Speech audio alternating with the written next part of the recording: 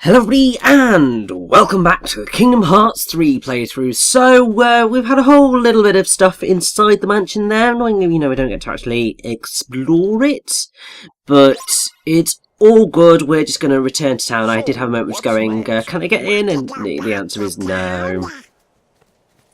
But even though we do have to head back to town, there is still a little bit left that we can do in Twilight Town. It's going to be quite fun. And I will say that this part is going... You can tell that it's a bit of a long part, and that is in part because we're going to have a little bit of exploration going on throughout this. But before we actually leave... You can bring Roxas back? Oh, look what the cat dragged in. Handsome!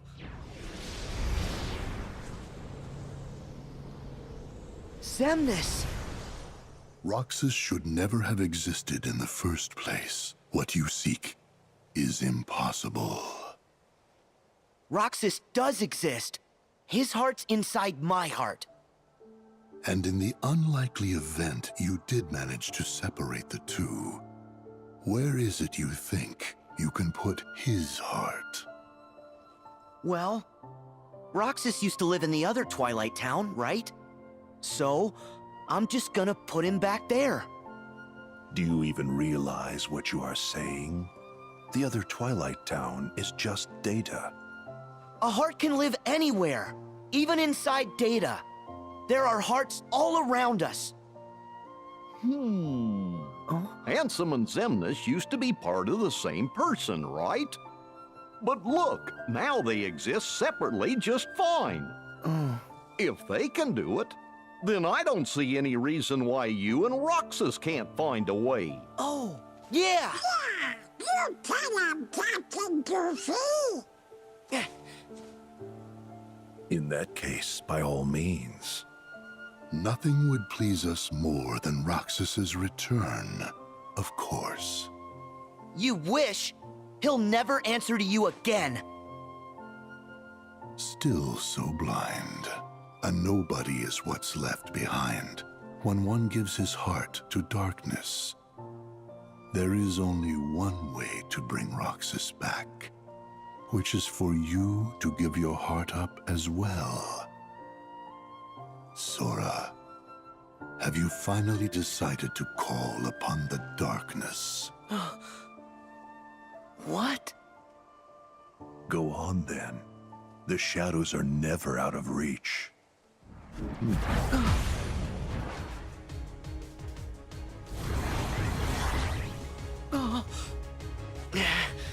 Now, set your heart free. Wait! Sora! So, yeah, basically Ansem and Xehanort, be it Ansem and Xehanort, It's not darkness. Ansem and Xemnas. You see, there's too many Xehanorts at this moment in time.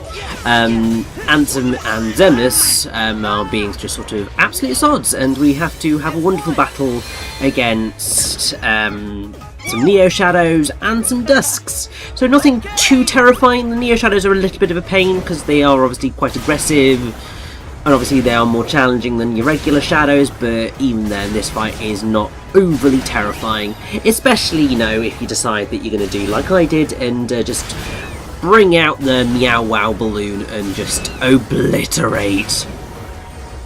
I will say, I think that if you can get some of these link attacks done successfully, you can do phenomenal amounts of damage to various enemies, and it can be really quite useful. I mean, I've seen a video of someone using a summon that we're going to get in the next world, actually, to completely obliterate the boss of the world after that. And, I mean, it's one of those where you just go, wow, that's impressive. And, I mean, I think in some ways you could potentially see that as proof that Kingdom Hearts 3 is a bit too easy, but then part of me is just like, it's actually kind of cool that is available. I think that they potentially needed to maybe balance things a little bit better, but I had fun playing this even if it was easy, so I'm not overly bothered by the lack of challenge. It's not something that's ever hugely bothered me in most games, unless it's so easy that I just feel like I'm going to just fall asleep, or it's not fun. Those are sort of your two main things. But, oh, Sora. Herc said... He said, with all my heart. Okay, then all my heart it is. I'm getting Roxas out. Are you with me? Donald? Goofy? Huh? You betcha! I don't know what Ansem and Xemnas want, but I think we better tell the others to watch out. Yeah. Okay then, let's head back to town.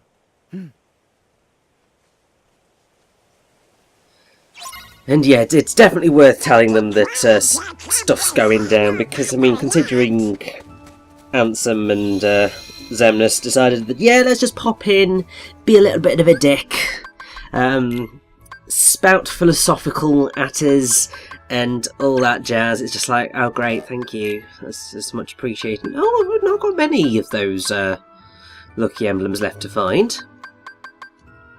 Hilariously, I obviously now, having beaten the game, know where pretty much all the others are. And we only have 2 chests, which admittedly is not many. This is, I would say, the smallest, if not one of the smallest worlds to explore. I mean, it makes sense. I mean, there's very much not much here. There's very little story content, to be fair. I mean,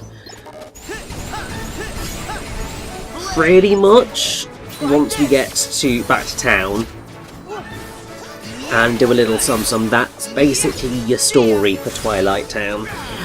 I suppose it's one of those worlds which I do partially wish that there was more to it, but then also I think it's nice that they don't linger here for too long, because otherwise that has the potential to get quite samey and be a bit dull. And I get that, so you want to sort of keep moving forward. I mean, it's the same reason why certain worlds that you might perhaps expect to appear. I mean, like, I for one was sort of expecting / hoping for Radiant Garden to turn up, considering it, you know, Kingdom Hearts 1 it was there as Hollow Bastion, Kingdom Hearts 2 it was there with Radiant Garden. I suppose it would have been nice to revisit it. That would have been, I think, quite a nice place. And also, they clearly did model bits of it, because you can see it in cutscenes, and here's me trying to be clever and take epic photos during the middle of combat. I am not that good a photographer. And definitely not that good an in-game photographer. Like, my god. It's not going to happen. So yeah, so I would have liked to see Radiant Garden return. Unfortunately, it doesn't. I suppose the only other world that I really would have liked to have seen return, I believe I have already mentioned this actually when we were in Olympus, but I really would have liked to see Agrabah return, and ultimately replace one of the worlds towards the end of this game, purely because of, you know, getting to the end of the trilogy type dealio. Since Olympus finally got a sort of its movie tie-in, official movie tie-in, which it hadn't had, but also considering, you know, with Agrabah we had original Aladdin-ish with Kingdom Hearts 1, we had Return of Jafar in Kingdom Hearts 2, it would have been nice to have had King of Thieves in Kingdom Hearts 3. And also it would have been fascinating to see... I bet you there's a lucky emblem here. Yeah, it is, it's on the shutter, and I just looked at it and couldn't see it, and it's still on screen, and I feel really bad. I mean, admittedly, it's quite hidden in the grain of the door, but it's literally just there. But yeah, it would have been really cool to see Agrabah presented with this level of sort of visual quality. Like, the sand would have been amazing. and also just all the stuff that actually appears, you know, in King of Thieves would have been really quite awesome. I mean, also seeing Genie in such wonderful quality would have been a stunning thing. And I think they really could have done some interesting stuff with gameplay and ideas, but ultimately that is not the path that they decided to go down, and I mean, I appreciate that. It's just I think I would have liked to have seen it. But I mean, this is sort of one of the things where, I mean, you will have noticed by this point, if you haven't already, from all the talk that has occurred with Kingdom Hearts 3 over the past weeks and months, and if you're watching this a very long time into the future, years, it's ended up being a really quite divisive game in the series. And part of me doesn't quite get how. Like, I mean, I understand it in part because, I mean, it's taking the gameplay style and making it sort of, well, a lot easier, which a lot of people seem to have quite a bit of trouble with. They like their challenge in their video games, and when that's taken away, they freak out. Let's see. You've also got people who seemed to have, well, just really don't like the floatiness of the combat, I suppose, and all of that jazz. I don't know. That's an argument I don't think necessarily sits too well with me. Also, there's stuff to do with the story, but we'll get into that. But look who it is! It's Uncle Scrooge McDuck. Didn't he sell ice cream in Hollow Bastion? Obviously, he is unfortunately no longer voiced by the amazing Alan Young, who voiced him for many, many, many, many, many years until he sadly passed away in 2016. But here he's voiced by N. Reichel, who has done mostly voice work and impressions for various things over the years. But I think that he does do a really good job of voicing Uncle Scrooge. Obviously, he doesn't sound like Alan Young. It's something different, and it doesn't sound quite as I would expect, but I still think that he does do an excellent job, and I really appreciate it. I mean, it's kind of an impossible job, really. I mean, it's like taking over Mickey Mouse, like Brett Ewan had to do. It's an impossible task, but I think that N. Reichel does an excellent job of it. Little Chef. Oh, it's you! Uncle Scrooge, you opened the Bistro in Twilight Town. Aye. It all started a little while ago, when I was enjoying one of the best meals of my life. And when I asked to speak to the chef, I met this wee genius. As it turns out, he wanted to expand his culinary horizons. So I thought, that's an opportunity. And I financed the whole operation. Ooh, I think he wants to cook some more for you. Fetch some ingredients, especially anything unusual. That'll be fun. Kinda like a scavenger hunt. And the more the better. The mark of a truly great chef is creating masterpieces out of anything. You can start right here in town. We'll do anything to try more of Little Chef's food. Yeah. That tart sure did look scrumptiously delicious. Okay, the ingredient hunt is on. So, yes, we're now going to get many statements of, ooh, looks like we can find some ingredients here. You can turn it off, so it is okay. It's not the most horrendous thing in the world. Oh, good God, they do talk about it a lot. And it is crazy. Yeah, so we're going to get a lot of this. I mean, obviously as we're exploring Twilight Town it's going to occur, but it occurs everywhere.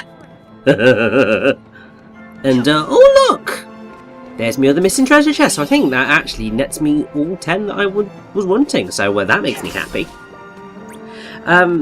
So yeah, we just got to find these ingredients and then we're all good. There's specific bits you just got to run about, explore. It's one of those things that is slightly annoying in that if you don't know what you're looking for, you're not necessarily going to realise it. Look for those like Chinese boxes, Chinese takeaway boxes. They're sort of always a good shout. Well, they generally are always where your ingredients will be found. And they're littered throughout the universe. So that's what you gotta do.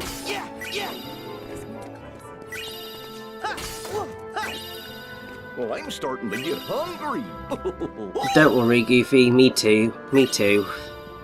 And I mean, it's slightly terrifying considering, you know, I didn't have my dinner that long ago today. I suppose it's the curse of you do anything that's relating to food and just go, oh, I could eat that. And to be fair, the food in this game does look really, really delicious. Clearly, what with Final Fantasy 15, Square Enix have done a phenomenal job of developing different types of food and how they present food. Because, I mean, like, the food in Final Fantasy 15, oh boy, when it loaded in, it looked absolutely delicious, and the same's true here.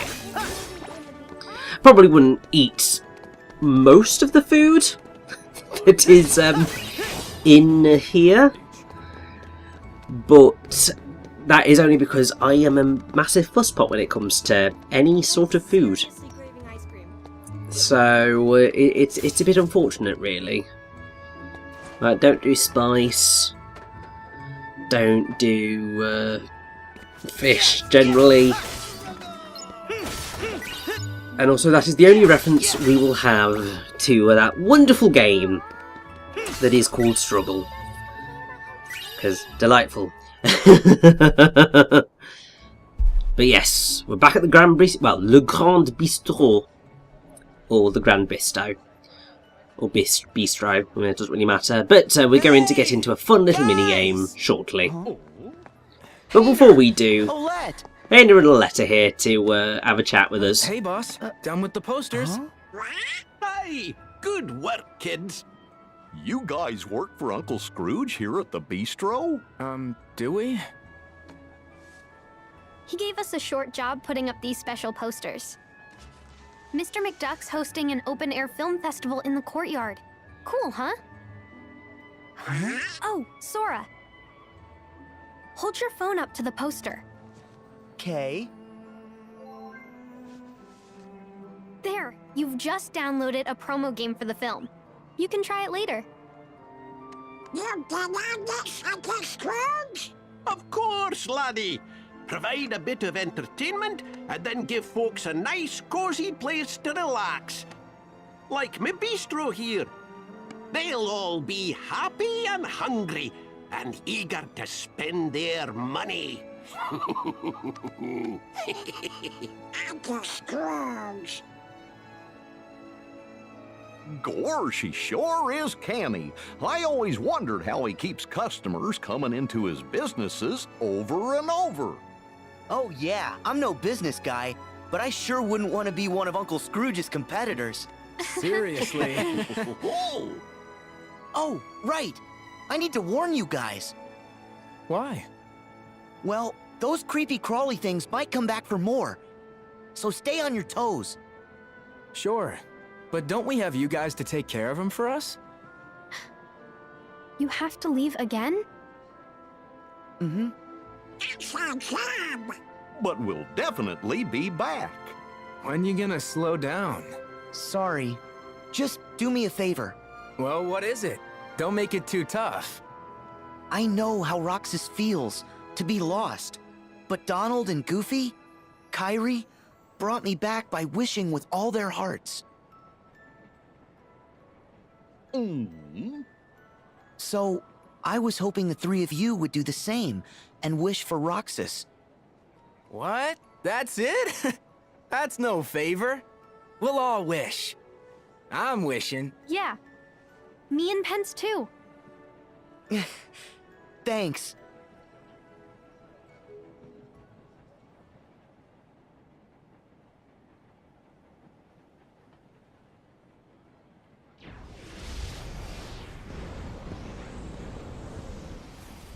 Oh, hello, Zigbar. It's you Aren't you making it again. a little too obvious? We were instructed to guide him. Yes. Just look at them. They wouldn't get far if we did not spell it out. Fair enough. But let's not forget how many times Sora still managed to rain on our parade. If he wavers from the path we lay, we destroy him. But in that case, we'll have to find ourselves another vessel. That is why we never have just one iron in the fire.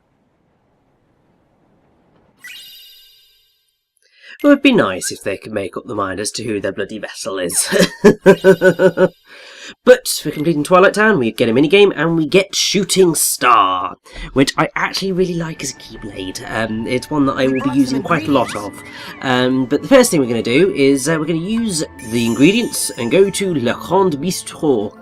And we're going to do a little bit of cooking. This is a minigame that I don't think anybody was expecting was going to be a thing when we were in the pre-release phase of Kingdom Hearts 3. Ready yet? Huh? And the second Remy appeared, everyone was just like, no, that's He not hasn't real. started. That can't be real. No, Whoa, it's very hold on. much real. Hey! And Hey. Oh, no! Remy is gonna, because obviously it's Remy from Whoa, Ratatouille, would because you- even though they call him Little Chef and don't call him You're anything gonna other make than Little me Chef, cook? it's Remy. He uses Sora just like he does Linguini. At least I think his name's Linguini in Ratatouille, with Sora to get him to cook. So there's a variety of mini-games here. Some are easier than others. This particular one, the cutting mini-game, is really quite simple. You just got to cut enough and get that, and you want to get an excellent. If you get either a good or an excellent, then you'll create the dish. If you get a bad or a fail or whatever it is, then you won't make the dish, and that is unfortunate. You can make as many of these dishes as you like, as long as you have the ingredients to do so. And I do believe that if you manage to cook every single dish, I don't know if it's on the regular menu or the special menu or both, then you can get a special Keyblade out of this. But yeah, I would say that this particular game, the Salt and Pepper, this one's a bit of a nightmare. It's not my favourite. And then there is one which we are actually going to do right now, which is the sort of flambeing. Yes, it's the flambeing. Because basically you need to, you know, pour alcohol in a Disney game, my god, into the thing, and you've got to get the right amount before you go, yes! But it is difficult to get this, and it's very, very easy to sort of go a little bit too much and have it all blow up in your face. So you've got to be careful with this one, but you've got to do just enough to get the sparkle of imagination going, and that's when you've got to actually properly flambe it. So it's a challenge, but it's a fun diversion. And what's actually really helpful is that all of the dishes that you present and cook here are actually useful items that will give you certain kind of extra attributes. So you can increase your strength for a set period of time, you can Bistro's future is looking bright. regenerate health, I think. New recipes are a all smash. sorts of Those stuff, ingredients and of it's yours great. must really have got little chef's gears a turning. Soon we'll be chasing And customers also, as away. you get more stars, Keep you up the get good more work. stuff, and that's all delightful, if you ask me, anyway. Try. Right, little chef? And that goremongering that we just got there, I believe is actually really useful. Because I think it increases the effects of the dishes that you make, I think. We'll see, because I'm pretty sure I'm going to attach it to Sora or somebody at some point or other. And we'll see what its effect is right then, but I do seem to recall hearing that it is very useful. But now that that's done, we could just leave Twilight Town if we wished. And we will be. But before we actually leave, I want to make sure that I have collected everything, because obviously every other Kingdom Hearts game that I have ever played, on this channel anyway, I have been an absolute stickler for ensuring I collect all of the treasure chests and collectibles in an area. Yeah, this is, you can select an entire meal and it'll do all sorts of stuff. It's great.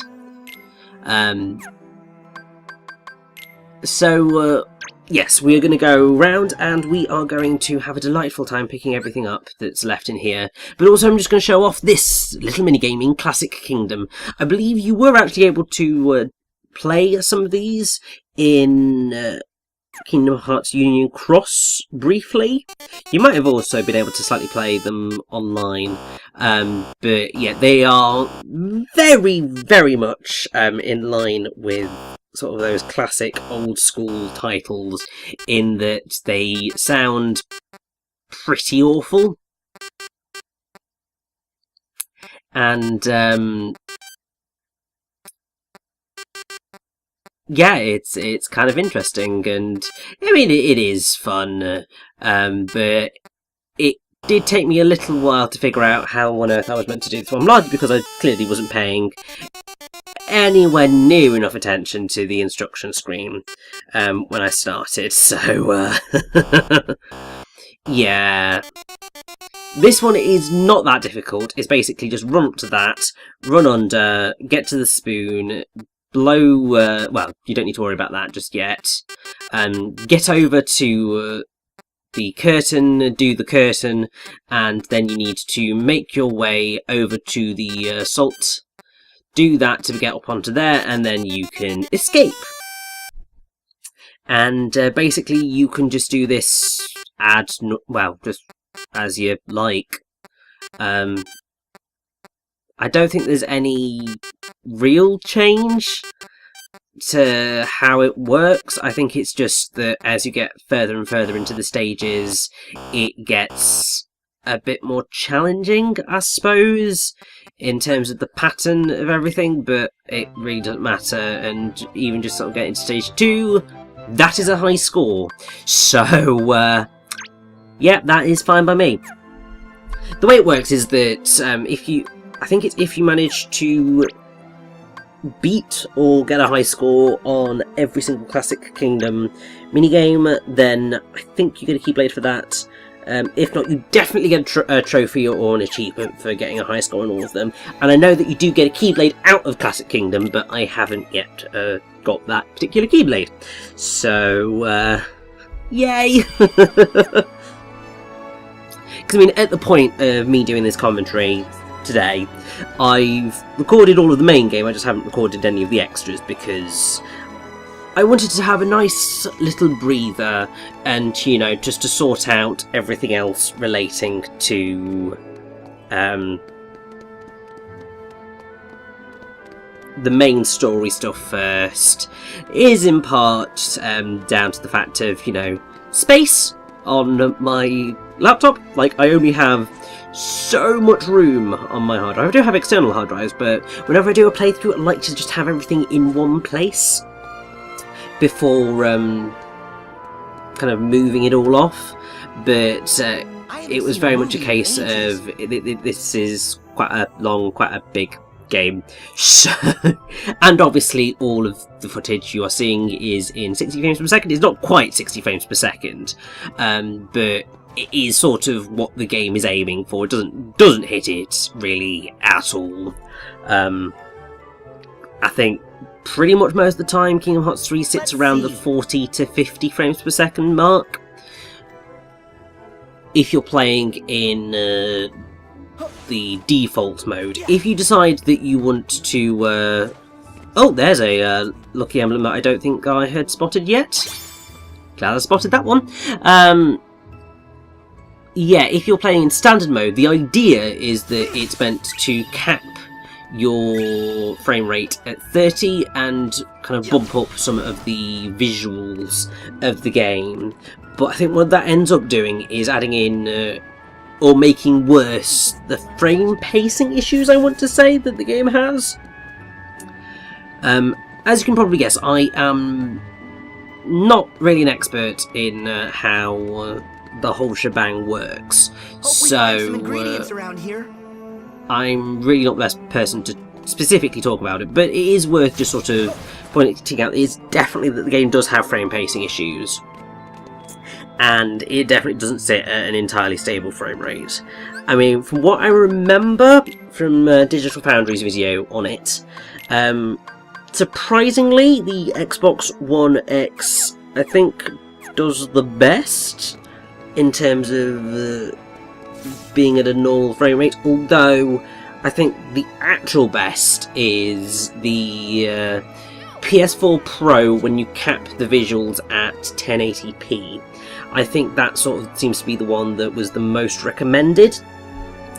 But honestly, in terms of just pure playing, I was perfectly fine on a base PS4 with everything.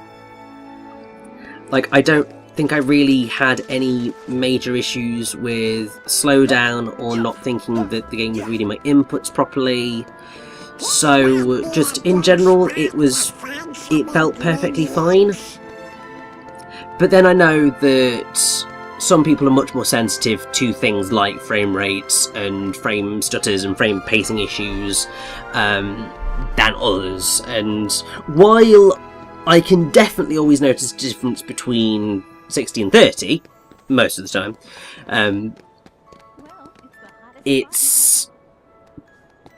or at least I can recognise the benefits of 60 when I'm playing it. I'm not one of those people who can look at footage and go, yes, that is one type of frame rate, which some people can do. I'm not that good with my eyesight. But yeah, I've sort of rambled off the point quite a bit there. I do apologise. But you get the gist. It was fine for me. It didn't really affect me all that much. And yes, I totally did save there and wandered about for a ridiculously long time trying to find stuff. It was basically around this point, I think, that I decided, you know what, Let's see. when I get to the end of the world, if I haven't found stuff by virtue of just exploring, then I am gonna, you know, whip out a guide, because the guides were sort of coming out very quickly at this point in time when I was recording. Because obviously the internet can't not have guides and spoilers up for everything as you go through. I mean, there was a period where sort of like I kept spotting YouTube videos with thumbnails of things. I'm just like, really? You're really going to do that? And also, you know, have your slightly spoilerific titles. And it's just like, guys, just no, don't do that. That's not okay. And I'm sure I'm going to end up falling into some of those exact same issues, but at least, you know, with whatever I'm presenting to you, we're quite a bit of a way out from the initial release of the game, so any spoilerific content is no longer that much of a spoiler. It's still quite a spoiler, but it's not quite so horrendous as it was in that sort of initial launch week. And, I mean, it did get... Well, it did just the way it works. And also, by the time, you know, I get to the end of this game, it's going to be months after the initial release. So, yeah, it'll be fine. But yeah, so I decided guides are probably the safest, quickest bet of getting through these large open worlds, not entirely open, but mostly open, in order to ensure that I collect everything in a timely and efficient manner. Not saying it's going to be perfect, because some of these chests can be hard to spot, even when you know where you're looking for them. And, yeah, that's where that one was. Cheeky little blighter. But yeah, so I will be doing that, but the main body of each world is entirely blind. I was playing through all of it for the first time. I knew not what to expect. Because thankfully, actually, none of the major stuff was spoiled for me. Anything that I did have spoiled for me was purely in thumbnail form, and wasn't actually as spoilerific as it could have been, because it was stuff that either I already knew was happening from trailers or was quite clearly gonna happen anyway. But that is our time in Twilight Town pretty much sorted. So we're gonna head back to the world map, and I think that it's time to drop in on a couple of old friends. Sorry I left without saying goodbye. Did Master Yensid tell you? I'm training to become a Keyblade wielder like you. That's right. No more waiting for you to come back from your adventures. I want to get out there and do my part to help. Merlin has used his magic to bring us to a place where time doesn't matter. We can take as long as we need to complete our training. He's an amazing wizard. Oh, and by us, I mean me and Lee. He's really sorry for all the trouble he caused. I told him it's fine, but he won't stop apologizing. I'll admit I was a little scared of him at first, but I've gotten to know him better. All he ever wanted was to help his friend. Honestly, it's hard not to like him. Every now and then, I catch him staring at me. When I ask what's wrong, he says, "I'm not sure. I think I'm forgetting something. Don't know what." Sora, I think it may have something to do with you. Your journey is all about helping people. Some that you've never met before, and some like Lee that you have. They're all counting on you. It won't be easy, but I hope you'll remain the happy and cheerful Sora I know. There's no heart your smile can't reach.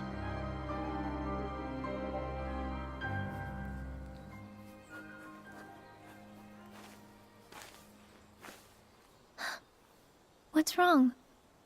Huh? Nothing. Sorry. Lee. What? I am.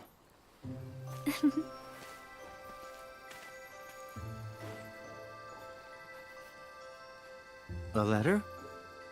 Yep. To Sora? Technically, yes. But I won't send it. It's more for me. Ask Merlin. He'll deliver it for you. Yeah. But it's okay. I just like talking to Sora.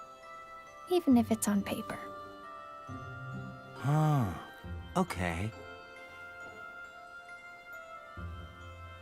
Oh. Here. Ice cream? Really? Yeah, I asked Merlin to pick these up. You know, we did both summon Keyblades. Gotta celebrate. You're sweet, Lee. Nah,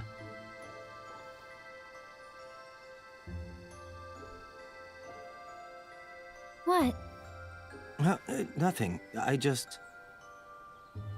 You're trying to remember what you forgot? Well, yeah. Yeah. So tomorrow, you and me in the ring. You ready? Of course. Don't hold back, Lee. Promise?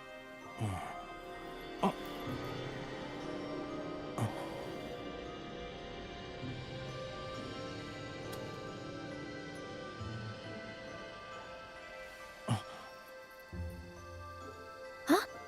Are you okay? Lee! Yeah. Sorry. You're crying. What's wrong? Something in my eyes. Lee. I'm gonna go. Sorry. Okay, but stop apologizing. Fine. On one condition. What? Call me Axel from now on. Got it? Memorized? Yeah. Okay, Axel.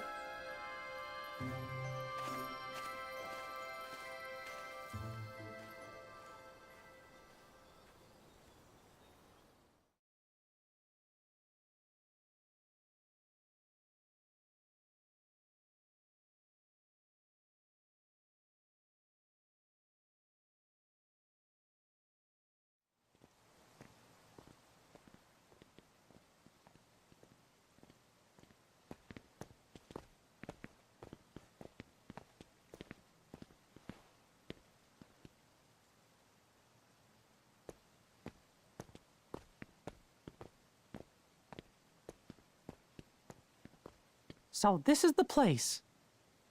Where Aqua fell into the realm of darkness after she dove in to save Terra. Yeah. She said he was acting strange. Strange how, exactly? She sensed darkness in him. And they ended up getting into a big fight. Right. And in the aftermath, the two of them disappeared. Around the same time, the guards found a stranger with white hair lying unconscious here in the square. A man calling himself Xehanort. Ansem the Wise took the stranger in, but that was a mistake. Xehanort betrayed his master, stole his research, and along with his fellow apprentices, separated his heart from his body.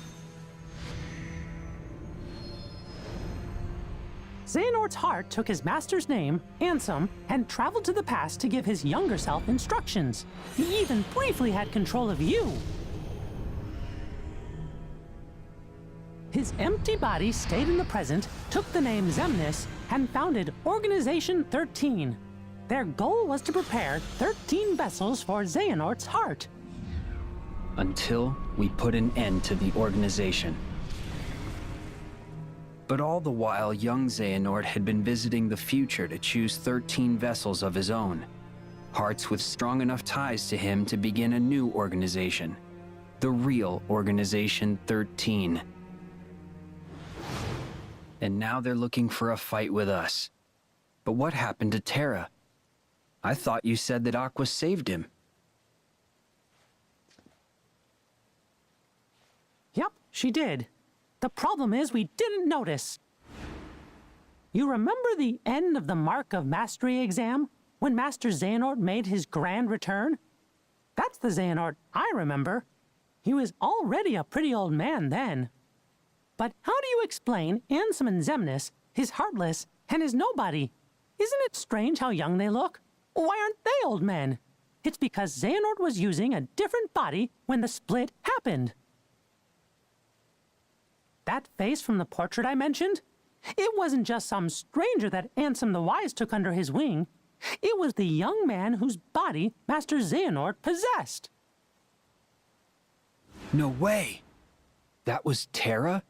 Master Xehanort was using Terra? Yup. Master Xehanort told us another on our list belonged to him. He was talking about Terra.